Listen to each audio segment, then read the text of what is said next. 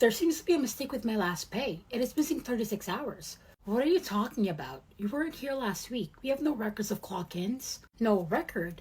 I was here last week. I worked 50 hours. Look, I have a record of it. I track everything. Who cares if you track everything? We need the proof that's in the system. We go by what's logged. You didn't work, Emma. But this is the exact receipt from the system. Why would I make this up? Simple. You want extra money.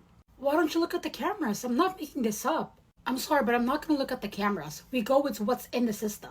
This is the exact copy of what's in the system. This conversation is over. If you have any issue, just speak to HR, but I don't want to see your face here ever again. Thanks for coming in, Emma. I understand you wanted to discuss something related to your last paycheck. Yes, so my last paycheck was short 36 hours. The manager said I did not work, but I clocked in on those shifts. And look, here are my receipts. I see. Well, according to the reports submitted by your manager, these hours were never entered into the system. But I wouldn't have gotten those receipts if I didn't clock in and clock out. It was all in the system, and then suddenly it disappeared. Emma, you must know that we take time card discrepancies seriously. And I spoke to the general manager, and she said that she found signs that your timesheets had been tampered. What? No, I worked those shifts. Why would I tamper my own hours? I worked overtime. I covered for 2 people. She knows it.